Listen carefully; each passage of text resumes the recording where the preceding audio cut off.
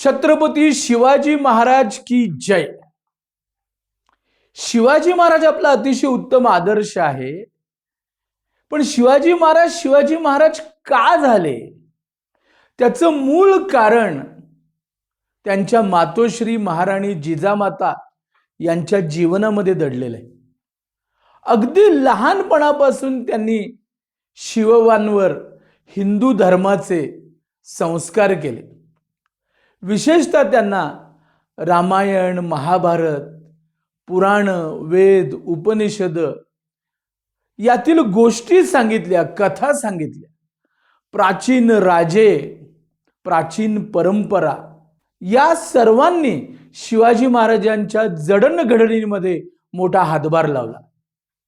तीच परंपरा अजूनही आपल्याकडे काही प्रमाणामध्ये चालू होती। आजी आजोबांच्या गोष्टी, मुलांनी एकत्र यायचं, आजी आजोबांनी त्यांना गोष्टी सांगायच्या, मग त्यांनी प्रश्न विचारायचे आणि त्यातून त्यांचं व्यक्तिमत्व, त्यांचं भावविश्व, त्यांची बुद्धिमत्ता यांची जडणघडण होत होती। परंतु गेली काही 25-30 वर्ष आपण पाहतोय की स्टोरी टेलिंग हळूहळू लुप्त होत चाललं। आजी आजोबांना वृद्धाश्रमात टाकलं, आपल्या मुलांना पाळणा घरात टाकलं। आई वडील दोघंही करिअरच्या मागे धावतायत, पैशाच्या मागे धावतायत, आणि मग यातून होतं काय, ती मुलं एकलकोंडी बनतात। त्यांच्या मनावर, त्यांच्या बुद्धीवर, त्यांच्या भावनावर संस्कार करण्याची कुठली व्यवस्था नाही आहे।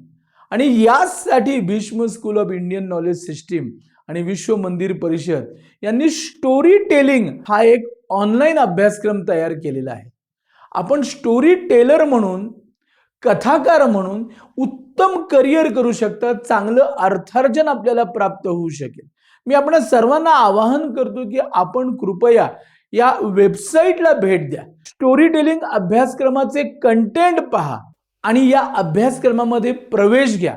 मला खात्री वाटते की आपण यातून एक अतिशय उत्तम असं करिअर, समांतर करिअर, सहाय्यक करिअर, मुख्य करिअर असं विकसित करू शकता।